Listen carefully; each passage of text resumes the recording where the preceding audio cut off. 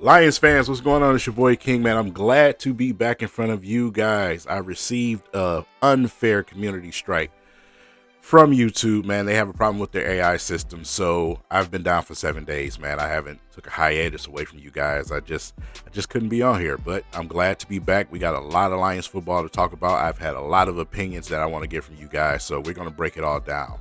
Let's get to it.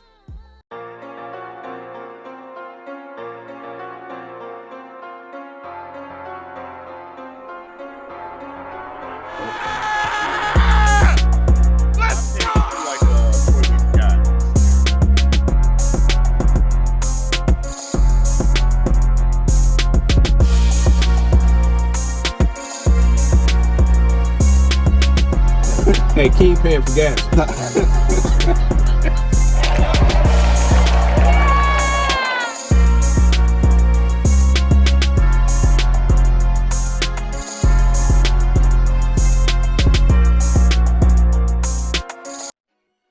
All right, y'all. So listen, first and foremost, let's talk about our previous game, right? Washington Commanders. We went into their house, took over the stadium. Fans were everywhere, and we took care of business, man. We probably could have did a little bit better defensively, but that's not what this video is about. We took care of business. We got a W. We did what we needed to do, and we blew the doors off that building in front of President Trump, which is even more impressive, man. Um, historic situation when you have the president at the game, but I think they chose the wrong team to have at the game against the Commanders. um, Again, I wish we would have went up against Jaden Daniels so we could really take that measuring stick and say, hey, and get that true revenge. Obviously because of what happened last year in the playoffs, but I'll take it. I'll take it. It's just another game on the schedule right now at this point, as far as I'm concerned. So I'll take the victory. As far as that game went, man, a lot of good things went on that game. Got to give a few praises to some guys out there. First and foremost, the leader of the team, and Jared Goff, has been playing absolutely amazing. Had a tough go the week previous, man, because the Vikings threw everything at him. But this game, a little bit better protection from the O-line, even though we had some scary moments like Penei Sewell getting himself injured. But Jared Goff has been playing out of his mind, man. Here are some of the stats as far as him being our quarterback and not being in the top 10 according to some NFL writers, which is absolutely insane. Just because a quarterback is not athletic or can't run around the field does not mean he does not deserve his just due in being on the top 10 list, when it comes to NFL writers. But that's another topic. But Jared Goff has been amazing, man. He had a great game last game. QBR was through the roof. Like I said, he took his time. He spread the ball around the guys, which leads me to the next thing, which is Dan Campbell taking a playbook from John Morton, something that I actually predicted about a week ago. No, that's not what we did this game. I don't understand it. I don't understand what John Morton was doing. And eventually it's going to get to the point to where Dan Campbell's going to snatch that offensive sheet out your hand, buddy. He's done it before. He'll do it again. And I just knew it was coming. We seen him take it before, back when we had Lynn. And then before you know it, the rest was history. Ben Johnson was here. So, but he took it out of John Morton's hand, even though John Morton did have a little bit of influence here and there when it came to the passing games specifically. Dan Campbell, when I seen the glasses, it was all over, right? So it was great to see him grab that playbook, and I hope he continues to do that. When you look at the Super Bowl, Kansas City Chiefs, obviously Andy Reid, he has that playbook in his hand all the time. I don't mind Dan Campbell doing that because he's an offensive player. It's very smart. He's not a meathead like everyone tries to paint him out to be. He can be both. You can be smart and still have fun. You know what I'm saying? That doesn't mean you're a meathead, right? But Dan is very intelligent when it comes to the football field, and especially putting guys in the right position, especially on the offensive side of the ball, where he's familiar with being a tight end, and he knows what it takes to go out there and block and run routes, and he knows where quarterbacks should be placing the football and how to take advantage of defenses. So all of those things that they stick, and is very, very fortunate for us. Good thing to have when your head coach has that type of knowledge, man. So on the defensive side of the ball, guys like Brian Branch stood out to me that game. When I went back and watched it, man, he doesn't get enough credit. I didn't see him get a lot of credit. Also, when I looked around and seen some of the media, some other creators just didn't really talk about Brian Branch that much. He was in that backfield a lot, man. He made some plays that game, even though he had a tough game previous, man. He had some guys frustrated, you know what I'm saying, out there. Guys in interviews and you know, after the game had some things to say. You know, Louis Riddick was one of them that had something to say about him, but you know, it is what it is. You know, yeah, Brian Branch has had his problems, you know what I'm saying, in the past, but you know, he gave an honest opinion and he was right about it, man. Those guys, they were out of line for throwing punches and doing all those petty things to Amon-Ra St. Brown. But as far as his play goes, yeah, he balled out that game. He definitely balled out that game. Like I said, I only gave up one really, you know, true play back there, but it was still well defended. It was just a great play by the receiver to grab that football. But he played well, you know, so just a couple of guys wanted to highlight from that game. When you look at our opponents going head-to-head last night for Monday Night Football, the Eagles and the Packers, even though the game was super-duper boring, it was horrible to watch. It was super-duper boring. I keep stumbling my words, whatever. Defense was the show. It just was. And to me, they're the same team almost, because both of them have ridiculously good defenses, but offensively, they have suspect quarterbacks. I'm not a fan of Hurts. I'm not a fan of Love. Even less with Jordan Love. I think they're both opportunists. They're semi-mobile quarterbacks that just take opportunities out there, which is fine. Like I said, a mediocre quarterback can win a Super Bowl if he's put in the right position.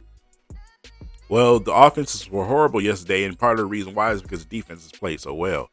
There was a lot of, you know, pressure created back there, a lot of good coverage back there from secondaries where guys just couldn't get the ball to guys, man. So it made the game super duper boring. It wasn't entertaining at all, but, you know, obviously the main thing for us is with what we have up front on our offensive line missing and banged up, it kind of causes a little concern that, you know, we're getting ready to face the Eagles, man, because they're going to create pressure. You know what I'm saying? That's just what they do. They have nothing but beast up front, especially Jalen Carter. So, like I said, and the coverage is good. So it's going to be interesting to see what we come up as an offense. We got to be super duper creative. This is a juggernaut match. This is a huge matchup, man. We got to be creative going up against the Eagles. We can't go out there vanilla. So, again, Dan Campbell most likely should have that playbook. He should have that playbook because mixing things up, we looked like ourselves in that Washington game as far as the way that game was called. We have to be creative like that against the Eagles. We have to keep them guessing. We cannot be obvious. We're going to get destroyed. But at the same time, we got to find ways to protect Jared Goff because they're going to get pressure on him. We have to have plays ready to go when it comes to getting the ball out fast and taking advantage of that.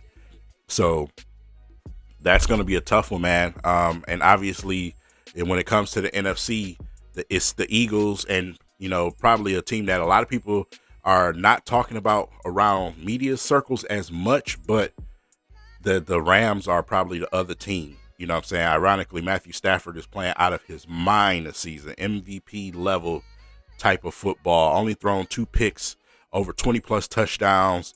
Just ridiculous this season. So they're quietly up there where I have the Eagles as far as the two legit teams that are really, really standing in the way for us getting to that NFC championship.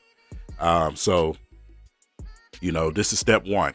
We go to Philly, man, hostile environment. Dan Campbell talked about it on the radio. We're going to talk a lot about this game. It's a big game. How are you going to talk to your team about it? Well, look, it's keep your poise. Keep your poise. Understand they're going to know I'm going to give them a very good snapshot of what this is going to be like. Keep your poise, and then, man, every play matters. Every play matters. Like, this is a heavyweight. This is a heavyweight match. Man, one misstep can cost you this game. Now, that shouldn't make you tight. That shouldn't make you play conservative. Just understand, man, it's going to take all 3 units And every play, man, you got to give it your full attention and lay it on the freaking line. You can't ask for anything better. Our guys are going to be so excited to play in this one. Our coaches are excited to coach in it. So, man, this is big-time football on Sunday night. So we're going to be fired up. We're fired up. We got to go and we got to keep our composure and be who we are. We got to go and play our football, Lions football, and you know, tough, hard as nails football, man. Pound and fly. That's what we got to do. You know what I'm saying? Against the Eagles, we cannot go out there and half step whatsoever and allow the Eagles to make mistakes, because they are a Dr. Jekyll team, man. You get this team sometimes, then you get that team sometimes. So we don't want to let these guys get any advantages. We got to keep, you know, Brown under control. Can't let him catch footballs all over the place. And of course, we got to deal with Saquon, who has not had, you know, he's not been himself this season. Like I said, some nagging injuries here and there. Just hasn't been himself, you know, as far as the big home run plays. Well, we can't let that start with us either. So, I mean, we're pretty good against the run. So I expect the Lions to try to keep him bottled up, but we cannot give up big plays against this team. We cannot do that and allow Jalen Hurts to get into red zone situations. We cannot do that, man. Our offense will find their way, but our defense, we have to show up to play. So Shep got a job ahead of him for this game, and it'll be our first true look at one of our real NFC championship opponents, man. So as far as players coming back, you know what I'm saying, in the future, I'm going to just put the cards up here for you guys. But we got some guys coming back. Ahmad, I keep calling him Ahmad Galore. Ahmed, you got to roll that tongue. Hassanin is back on the practice squad, man. They brung him back, signed him to the practice squad.